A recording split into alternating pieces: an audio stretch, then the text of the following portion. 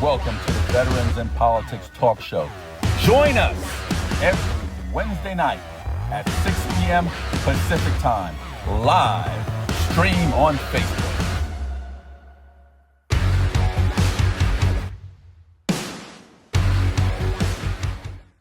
Welcome to the Joint Veterans Endorsement Interviews for Non-Judicial Candidates. In the outset, we'd like to formally recognize and thank our sponsoring organizations for making today's event possible. Mary Perry, Clark County District Court Family Division, Department P, Veterans in Politics International, and Nevada Veterans Association.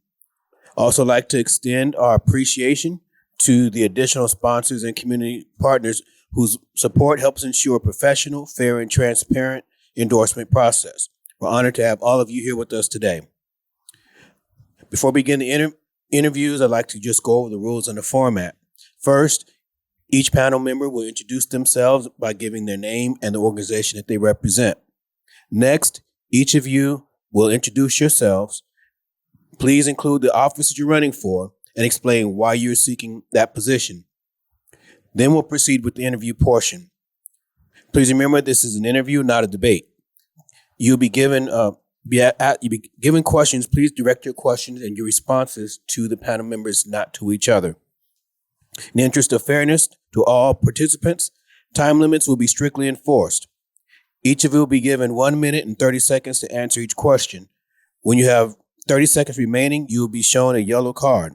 When your time is expired, you'll be shown a blue card. You may finish your sentence, but then you'll be asked to conclude your statement. Afterwards, you'll each be given a minute for closing remarks. With that, we'll start with Mr. Fortune. Good afternoon. My name is Stephen Fortune, and I'm with Veterans in Politics. My name is John Brookhagen. I'm representing Veterans in Politics. Tim Ross, representing Nevada Veterans Association. Frank Friends and Family Court Observer, Veterans in Politics. Martin Walker, representing Nevada Veterans Association. I'll start with ladies first. I'm Joe Cato, and I'm running for Assembly District 1. My name is Tarik Barnes, and I'm also running for Nevada State Assembly District 1. You guys don't have to be as brief as we were. If you'd like to take 30 seconds and tell us a little bit about yourself, that'll be great. Sure. My name is Joe Cato. I have lived in, I'm a small business owner. I'm an immigrant, and I've lived in the Southern Nevada for 30 years and 20 years in AD1. I'm a mother of 4, a grandmother of 2, and I'm running for office because I want to make something different. Thank you. My name is Tarik Barnes, and although I wasn't born in Nevada, I originally resided in Cali for 4 months of my life, the first 4 months of my life, and then we grew up out here in Las Vegas. I moved around the valley since then, and I've been just all around Las Vegas. So this is my home. And then when people ask a question, we're going to take turns going first.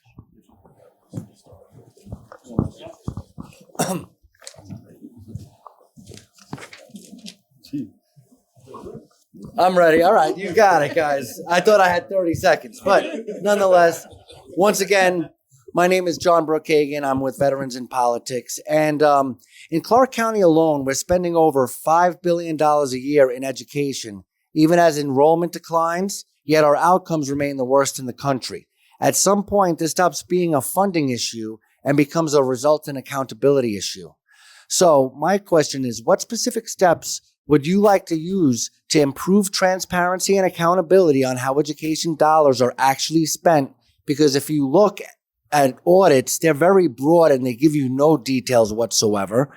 And do you believe funding should be reallocated towards higher performing options like charter, private, or homeschool pathways, so we're doing more with what we already have instead of continuing to increase spending on the schools that struggle and continue to struggle? Young lady. Thank you. I believe we need to strengthen pathways from K to 12 and to career path. I believe establishing career path within the school educational system that can help with the output of the students. When we talk about transparencies and the monies that are coming in that are not accounted for, I believe we should have oversight committees not just elected officials, but we have community members who knows where the monies and the dollars are going. I was an educator at CSN in my early days, and so I understand what happens when students doesn't have the ability to have monies to finish their studies, but yet their money is available in the coffer that is not coming in. So again, I think we should expand career and technical, use some of the monies to go towards that, as well as strengthen the pathway from K through 12. Thank you. Thank you. Tab? Can you repeat the question just one more time, briefly? It'll be my pleasure. Quickly, we're funding CCSD among all the other K through 12 schools, and we're not getting results, and we continue to increase it, and it's over $5 billion per year, which if you compare that to anything else, it's ridiculously high. Also, teachers at charter schools only have a temporary raise. They're not getting paid as much, but meanwhile, the charter, private, and even some homeschool pods and stuff are having better results. And a lot of the money continues to go towards the lowest performing schools, thinking throwing money at the problem will fix it, but it's proven not to fix it. So do you have any ideas where we could reward higher performing institutions, or maybe we could help private or charter schools because they are doing better?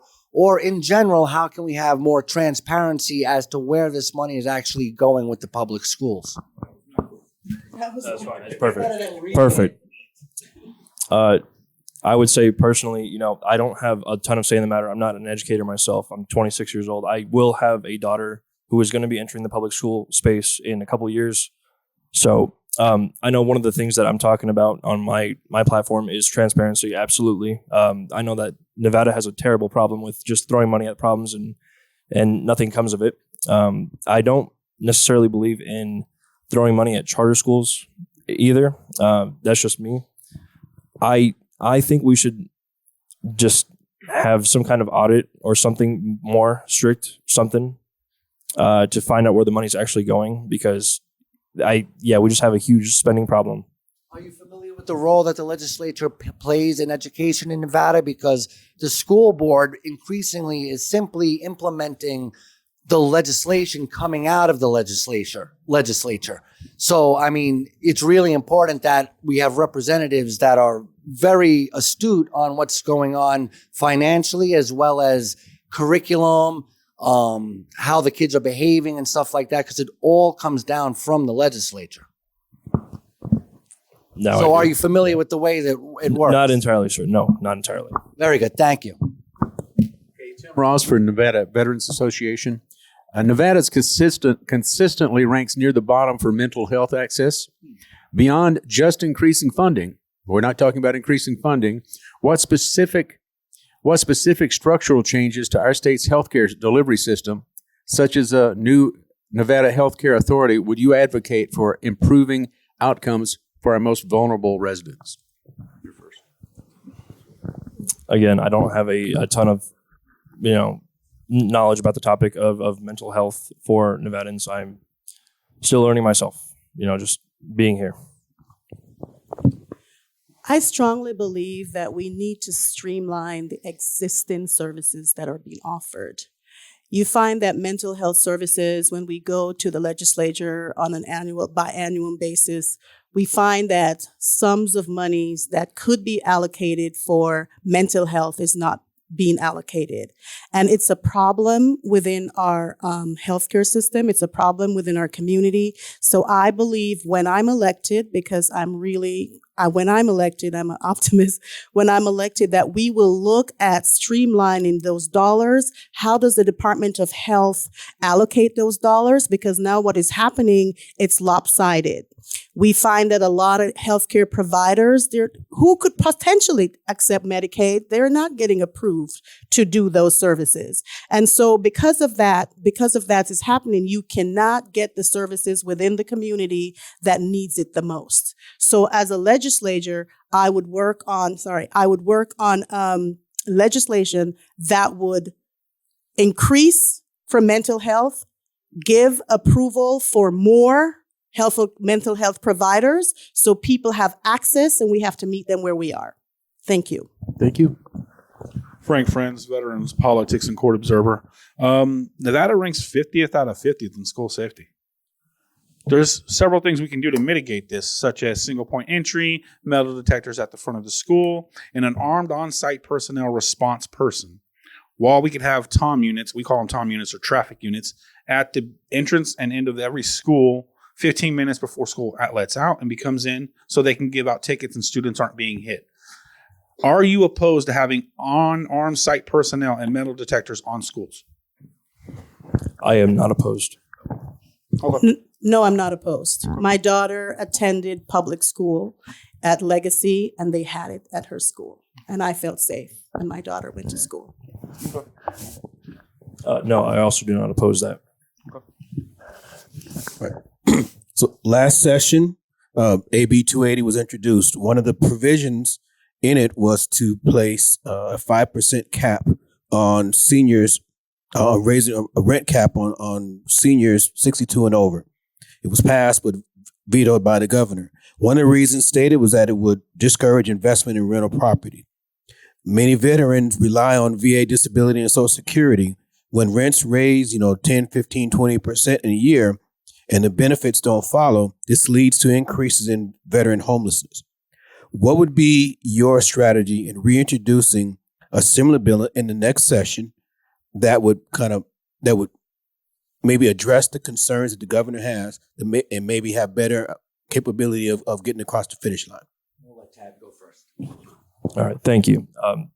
So yeah, one of the great things about me is I also rent, so I get it. I don't have the fixed income like the veterans do, where they rely on the VA, but I totally get it. I would introduce legislation. Being a nonpartisan, it's gonna be very difficult to get legislation off the ground and find ways that I can creatively get that bill to pass.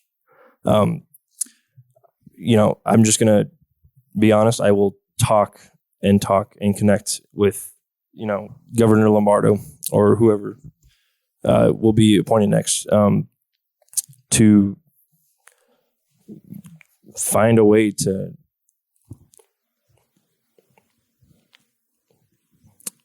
I'm sorry. Can you repeat the question again?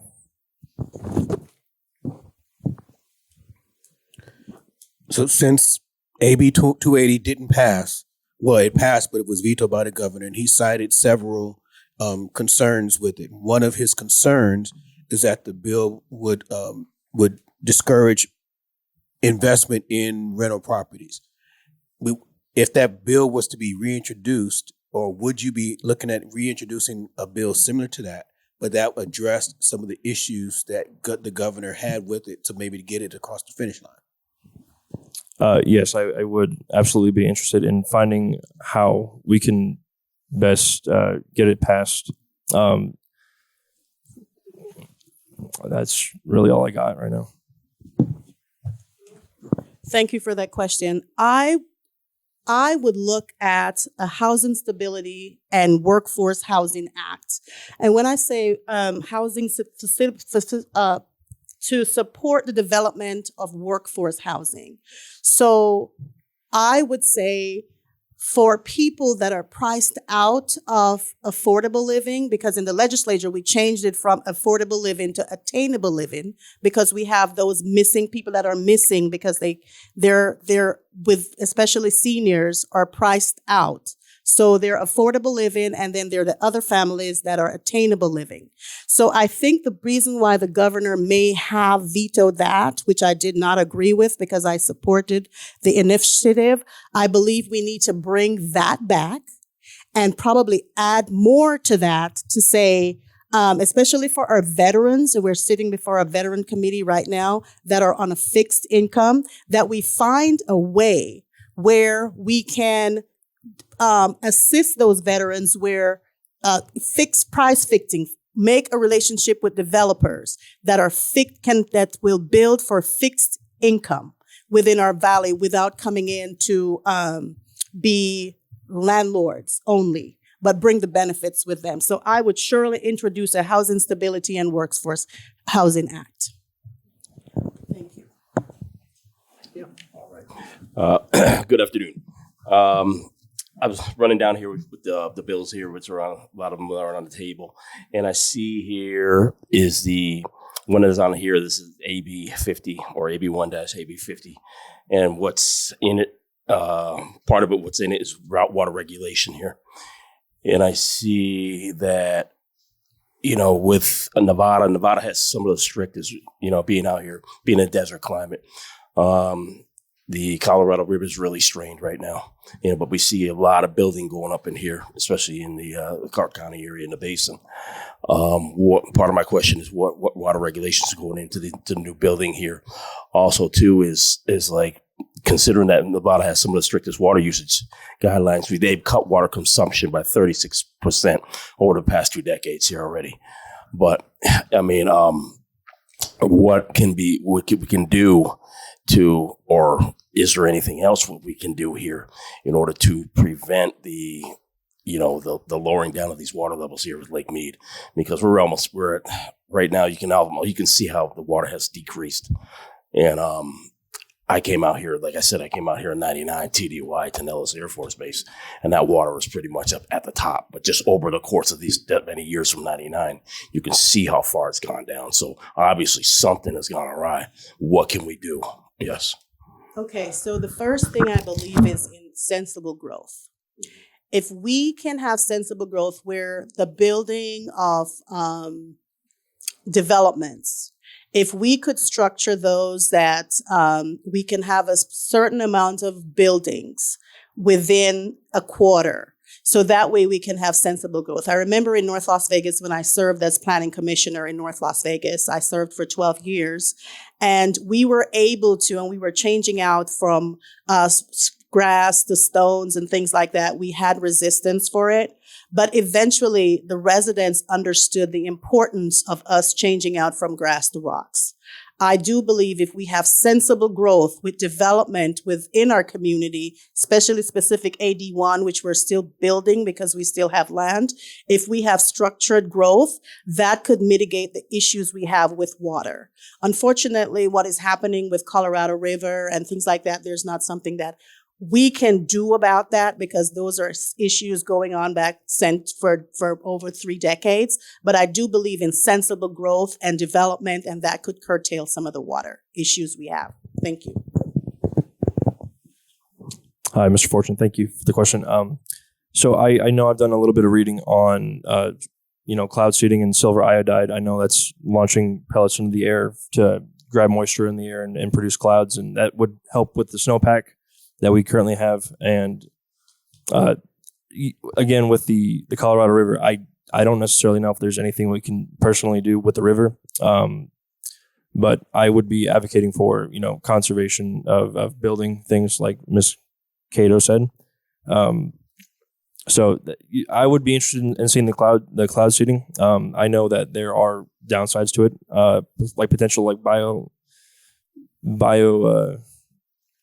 biological concerns with it, like regarding ecosystems and stuff like that. So that would just be something I would look into more personally. That would be just my answer, sir. Thank you. John Brookhagen, Veterans in Politics.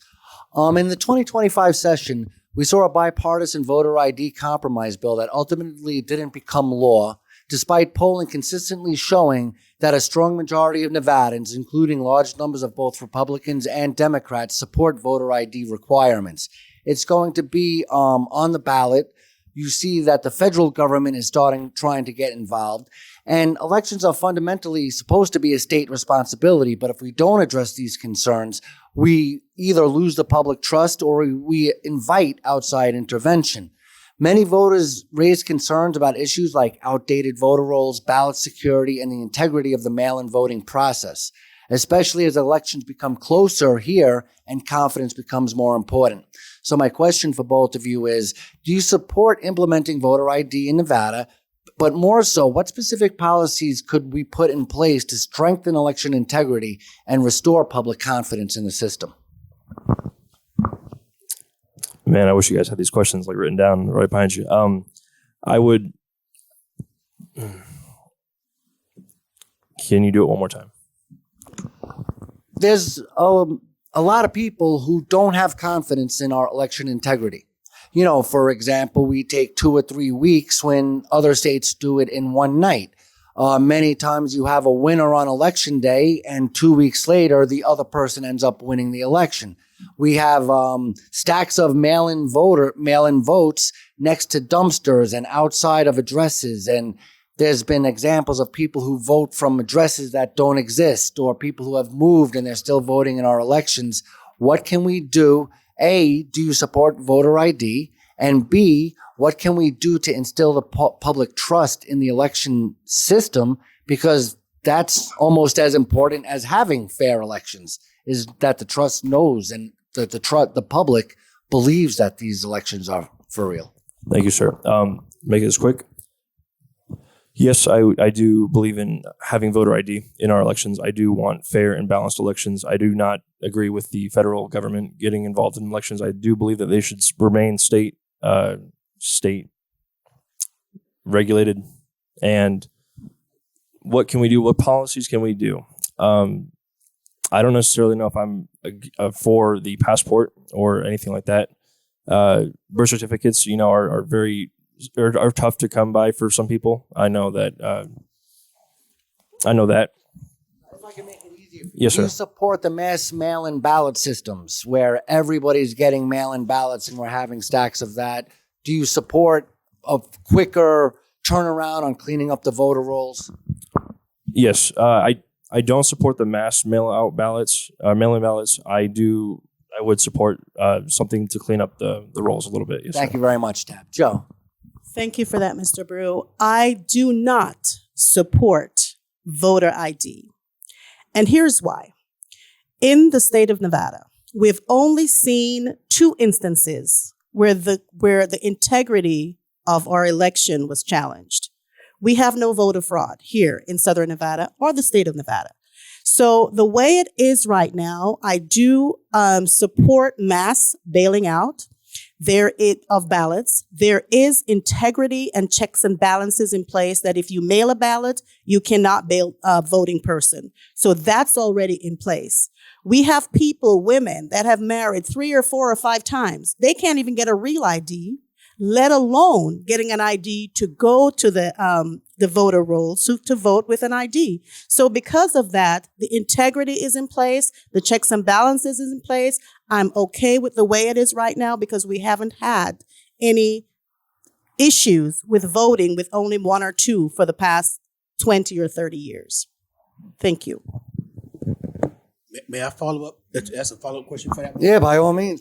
You said that women who've been married 3 or 4 times are unable to get a real ID. What prevents them from getting the real ID? I have been married a couple of times. It took me a year to get a real ID. And I wasn't born here, let alone women that are born here. And I have instances where I have friends where their parents are having issues getting a real ID. I need to get a copy of my divorce decree. I need to get a copy of my marriage license. I need to get copies of this, copies of that. And we're talking about 4 decades that I personally, for me, I had to track those paperwork in order to get a real ID. It took me a year, and I did. So for women or people that are here that are having issues with getting their birth certificate and getting these things like that, to get a real ID, I can just imagine what they're going through, and I've seen it because I've lived it. So that's why I can speak to it. Thank you. I'd like to say is there's been reported instances of over 30,000 people in the last election voting from addresses that aren't residential, but their votes were counted. And this is just one example, including people who have moved away and voted in other states as well as our thing. Are you saying that these are fake No. claims, or because you just said that there is no problem with election integrity whatsoever in Nevada, if I heard you right? You heard me correct, Mr. Brew. There have been chatter, but I have not seen anything to solidify those claims. Now, if something was filed and something verifies those claims, because I've heard them as well, but I've never seen anything from our Attorney General verifying that these things happen. I've only seen where one person voted, but I've never seen anything in the last 3 elections. So if it happens, I need to see the proof. And by all means, I would just like to say, if you could Google my name and Alita Benson, we did a 90-minute talk about everything regarding Nevada elections, just for your information. I'm sorry to go over. I did watch it, sir. Thank you. You saw that? I did. And Thank so you. I did my research. And then you don't think any of that holds any water? I checked with not that it didn't hold water, but I checked with our registrar and I couldn't get any verification from them. Okay. But I did do my research before I got here. Thank you. I have one comment about that last question. In the news recently, there was someone that had been receiving a ballot for someone else, a previous owner of the house. He had been receiving it for 10 or 15 years, and he reported it to the Secretary of State. But had he been receiving that and filling out the ballot and mailing it in, no one would have ever known. And that's correct. That is correct. No one would have ever known. That's why it's important to make sure that our ballot roll is updated. So if our system is antiquated, we need to invest money through the legislature to update our voter roll. And the point is that if that's happening, that's the one honest person there. If that were happening 100,000 times otherwise, we might not know it. I still agree with mass mailing. I can't change that. Thank you. That was the one example that you were aware of the whole state ever having a problem. Okay, Tim Ross of Nevada Veterans Association. What bills this is a veterans organization. This is a question I'm sure you came prepared for. What bills would you like to see passed or changed that can help Nevada veterans? And Ms. Cato's first. Yeah, so with one of my 5 BDRs when I'm in this Veteran Access and Coordination Act. And for that, I want to streamline the access of existing services for our veterans and expand navigators and coordination. So between the time where you're waiting for your benefits and you're waiting on the federal government, we should have something in place from a local state level that can tide our veterans over. So they're not going to have hardship during that time. Okay, because it happens now. I spoke to a few veterans and that's what I'm hearing, but I would look at a Veteran Access and Coordination Act. So that's one of my BDRs. Thank you. Thank you for the question. I personally don't have any idea of what I can do, or I'm learning as I go right now, currently, sir. But I'm open to talking to veterans and seeing what we can do to help them. That's probably my main plan of what I plan to do. Just talking. Thank you. Frank Friends, Veterans of Politics, Family Court Observer. Nevada has the death penalty. But yeah, we have these soft on crime judges who think that somebody's race, religion, sexual background, or whatever should allow them to get away with murder, literally. You have cases where people have gone 120 miles down Cheyenne, killing their girlfriend and several other people. You have the least discount liquor shooting on camera happening. You have the Home Depot shooting on camera happening. These people are 100% guilty of the crimes they're accused of committing.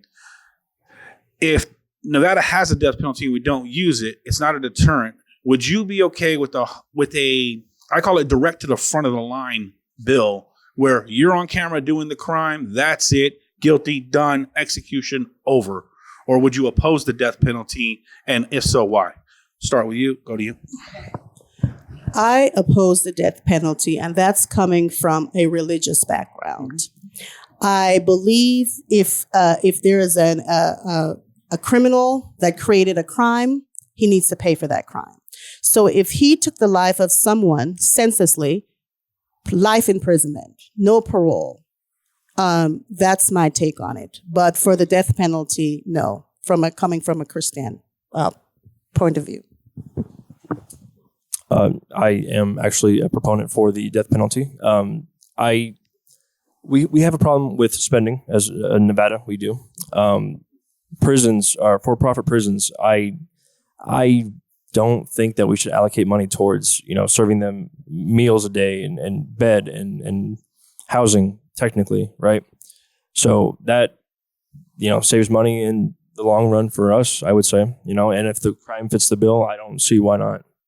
If you injure other people, you take their life, even if it was like, if it was an accident, I'll have to read about that. But if it was intentional or if it was stupidly dangerous, like the 120 on Cheyenne, yes. If it was stupid like that, yes, sir. Last session, Governor Lombardo vetoed SB 340, which sought to overhaul the process by shifting the burden back to the landlord and pausing evictions while rental assistance applications were pending. Nevada is currently the only state where the summary eviction process requires a tenant to file a lawsuit against themselves in order to get a hearing. Many of our veterans face administrative delays in getting their rental assistance or other checks when they're in a situation where they need assistance. So the legislation that was vetoed would have required the courts to put a stay on that eviction to allow opportunity for the veteran to get their assistance, and therefore that helps increase the number of homeless veterans. What would be your theory, and give us your theory on how you could possibly reintroduce a similar bill that could reintroduce this, but also accommodate or address the governor's reasons for vetoing the bill? Him first. Thank you for the question. Again, as I've told Mr. Tim Ross, I would have to do more research myself, and that's what I would have to do. I'm going as I go. We have to provide for the men and women who serve, and we have to treat them better. I would reintroduce that bill because if it can provide for our veteran families and give them that buffer while they wait for their services to be active. So I would reintroduce that bill and hopefully get my colleagues to support it and get the governor's buy-in. Find out from him what are his nuances, why he didn't support it, because we have to provide for our veteran family. So I would reintroduce that bill. Yes. My next question here is going to touch on the mass transit here. And I know it's not completely with the Assembly, but I know you all do touch on it with some of your committees. The Nevada Assembly, particularly through the committee like the Assembly Committee and the Growth and Infrastructure, is dealing here with the Bright Line project here with the high speed train and transit, involved in supporting the Bright Line project, which is connecting Las Vegas to Southern California. Key support and advocacy for the federal funding have also been driven by Nevada congressional delegation as well. I know there has been some cons that are coming up here with we all know the pros, but I know some cons have come in here. It's a $12 billion high-speed rail from Las Vegas, not to Los Angeles, but to Rancho Cucamonga. Did I pronounce that correct? Yes, Cucamonga. Yeah, California. Okay. California. And so some of the cons are it's not to Los Angeles. They'd have to get on and figure out other ways of transportation into LA itself. I know the high costs and overruns and missing project costs. It was supposed to have been completed in 2028 for the World Cup, but now overruns, we're looking at projected date of 2029. Also, too, it's going to be ticket pricing estimate is $400 round trip. And then limited connectivity, of course, what I was just talking about here, Las Vegas to Rancho. And with the America sort of has a hyper sensitivity now to all this fraud, waste, and abuse. And how could we look to make sure that, because California really doesn't have a good track record with high-speed trains. We all know that, what's happening over there. How can we reassure the Nevadans that, okay, this is going to go through. We're going to basically be here for 2029, and we're going to keep them cost overruns to a minimum here. Because I know that, with our money situation here in Nevada, we really want to make sure that it's with here and it's going to the people here and everything's on track. Thank you for that question, Mr. Fortune. I believe on the first, it creates jobs, and it's great for our community. And I believe if through the legislature we put laws in place that has transparency and the milestones are followed, the wasteful spending could be curtailed. If a project, I'm a small business owner, and if I have a project and I budget an X amount of dollars, I only overrun 10%. I believe in the legislature through the infrastructure committee, if we had policies in place, even though it's federal dollars, if we had policies in place where managing those dollars, that the overrun would be at a certain percentage. If it overruns a certain percentage, we start fining these people. Because when you start fining folks, that's when you realize that a project moves faster. So I believe for accountability, we just put some policies in place where we fine them if they're running over the schedule of getting the project completed. On the California side, we can't really control that side, but I know on the Nevada side, we can make sure that the dollars are spent the way it is supposed to be spent, and then tie with California. If this happens and this delays, there should be something we can do on that side, which I don't know as of yet. Thank you. All right, thank you for the question again. I'm all for transparency. I want to see invoices. I don't know. I would like to introduce some kind of laws to provide some accountability for where the dollars are going. I know, we can only control what we can on our side. But I do want to see some transparency. I would just have to do some more research myself as well, sir. John Brookhagen, Veterans in Politics, and you brought up your religious convictions and the sanctity of life. In 2025, Nevada again considered legalizing medical aid in dying through AB 346, and this issue continues to come up year after year. Supporters often frame it as personal liberty for individuals facing severe suffering, but opponents raise concerns about long-term consequences, particularly in other jurisdictions such as Canada, where now this assisted suicide has become the second leading cause of death.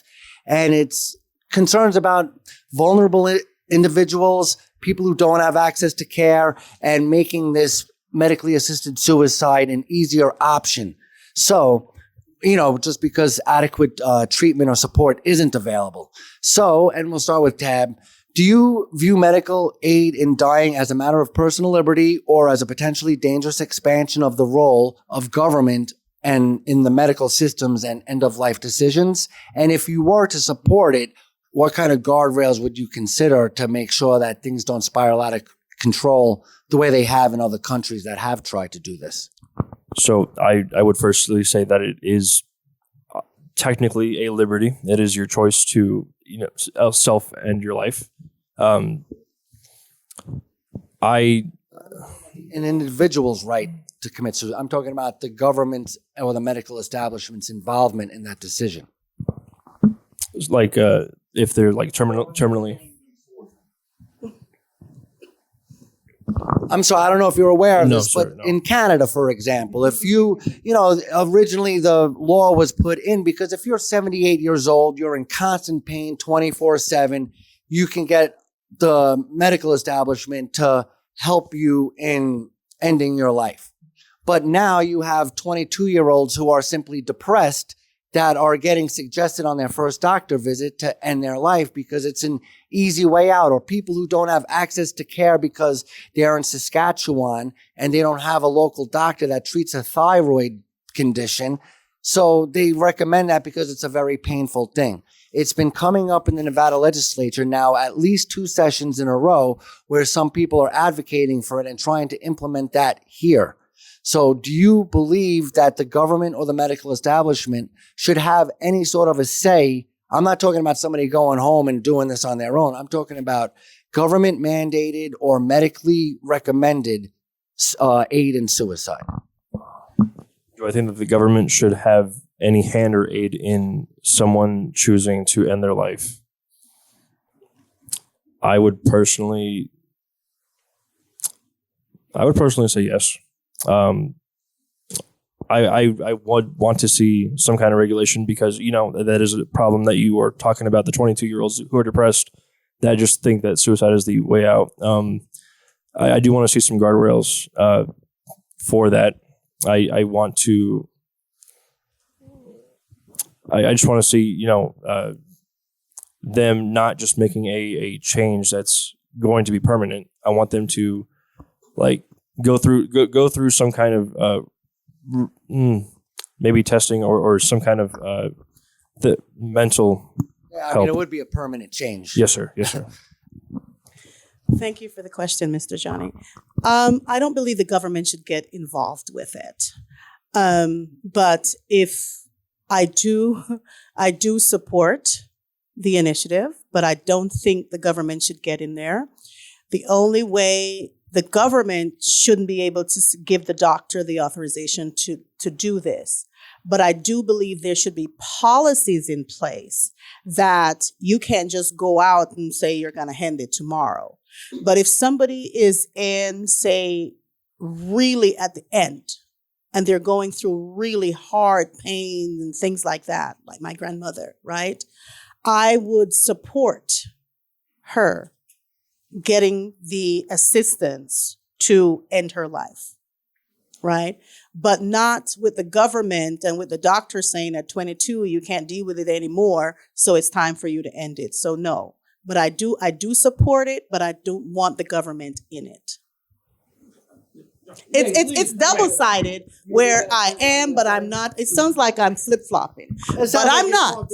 Sides of your mouth. But I'm not. But what I say is I don't want the government to be the be-all for this because the person has to be able to make that decision as well.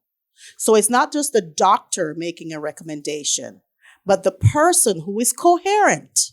The person has to be coherent to also make that determination. So you're not going to see someone that is on next to life to death, and then the doctor just says it's time to end it. The person has to be able and coherent to say, I can't handle it anymore. And there should be an age limit on it. That sounds like if somebody's depressed and they say they want to do it, they could volunteer to do it because they're on board with it. But there should be steps before you can do that. So there should be tiers of this. So if, depending on your age, you have to evaluate that person. There has to be evaluation. This doesn't going sound on. like a slippery slope.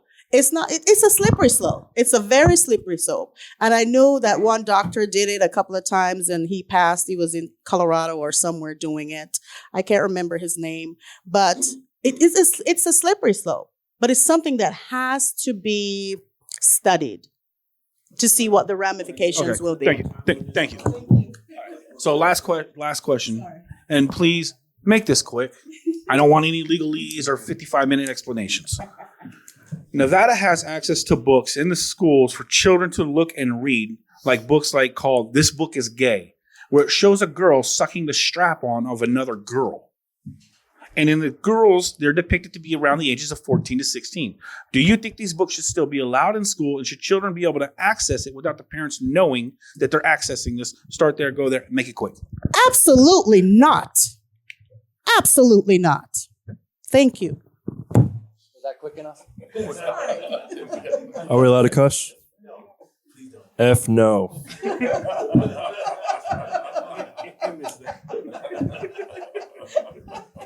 All right. With that said, I'm glad we could end on on all agreeing on something. all right. So that concludes.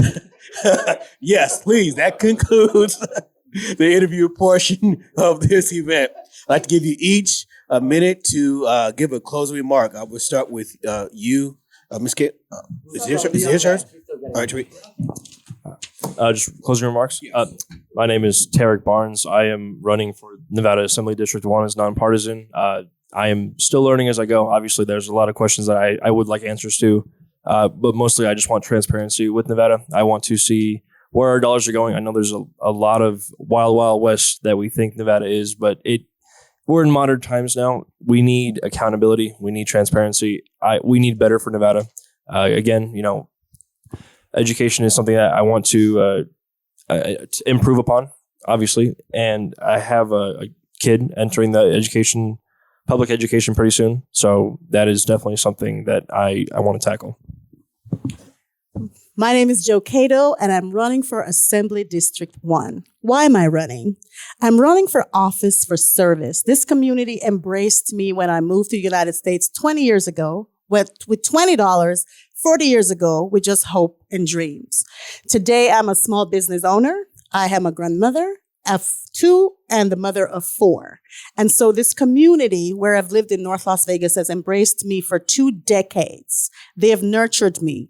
I've stood in the gap and they have nurtured me. So my job right now is for service. So I'm not looking for a title. I have to give back to a community through policies that has given to me. So I'm running for office because I know I can serve my community and I can be the best I can in making sure that veterans that have served our country have served with honor. You too may still be fighting battles after you come home. I want to make sure that there's access to care, stable housing, employment, and navigating the system. So I'm running for AD1 because I want to represent all and make sure that there's services available for my community. Thank you.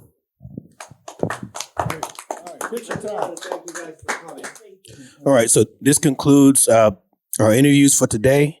Wanted to again express our thanks to Mary Perry, Clark County District Court Family Division, Department P, Veterans and Politics International, Nevada Veterans Association, and our additional sponsoring partners for the leadership, support, and dedication to veterans and to the integrity of our non-judicial process. Thank you. Thank you so much for having us. Join us every Wednesday night at 6 p.m. Pacific Time, live stream on Facebook.